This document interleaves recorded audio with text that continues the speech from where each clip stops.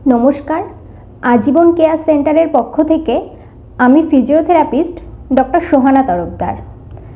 आज आमी आपनादेर सामने एकटी खूब कमन प्रॉब्लेम सार्भाइकाल स्पन्डाइलोसिस बा घाड़ेर बात निये आलोचना करब। तो प्रथमेई जेने नेওয়া যাক सार्भाइकाल स्पन्डाइलोसिस कि।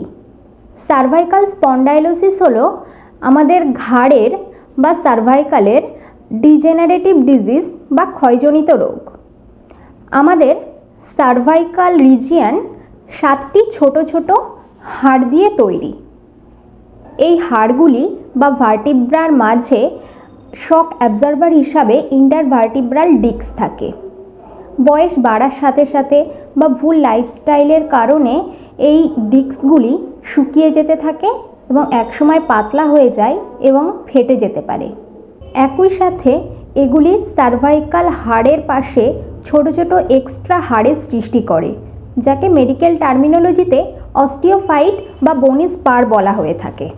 এই সমস্ত চেঞ্জ যখন ঘাড়ের নর্মাল স্ট্রাকচারের উপরে এফেক্ট ফেলে এবং নার্ভের উপরে প্রেশার সৃষ্টি করে তখন তাকে সার্ভাইকাল স্পন্ডাইলোসিস বলা হয়ে থাকে। এটি সাধারণত 45 থেকে 50 বছর বয়সের মানুষদের ক্ষেত্রে বেশি দেখা যায়, তবে বর্তমানে এর থেকে কম বয়সেও এর প্রবণতা বাড়ছে। এবার আসুন জেনে নেওয়া যাক প্রধান কী কী কারণে সার্ভাইকাল স্পন্ডাইলোসিস হয়ে থাকে। সার্ভাইকাল স্পন্ডাইলোসিস হওয়ার জন্য মূল কারণ হলো এজ রিলেটেড বোনের ক্ষয়।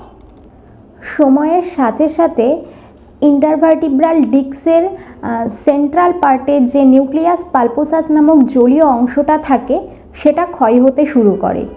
এছাড়াও দীর্ঘক্ষণ একই স্থানে বসে থাকা, সামনের দিকে অতিরিক্ত ঝুঁকে কাজ করা, যেমন দীর্ঘক্ষণ কম্পিউটার বা মোবাইল ফোন চালানো ইত্যাদির কারণেও সার্ভাইকাল স্পন্ডাইলোসিসের ঝুঁকি বাড়ে। ভারী বোঝা বহন করা বা এমন কোনো কাজ করা যেখানে ঘাড়ের উপরে প্রেশার সৃষ্টি হয় সেক্ষেত্রেও সার্ভাইকাল স্পন্ডাইলোসিস হতে পারে। এছাড়াও জেনেটিক একটি ফ্যাক্টর সার্ভাইকাল স্পন্ডাইলোসিসের ক্ষেত্রে কাজ করে থাকে। তবে মনে রাখবেন, সঠিক ফিজিওথেরাপি ট্রিটমেন্ট এবং লাইফস্টাইল চেঞ্জের মাধ্যমে আমরা এই সার্ভাইকাল স্পন্ডাইলোসিসের এফেক্ট কিছুটা হলেও কমাতে পারি।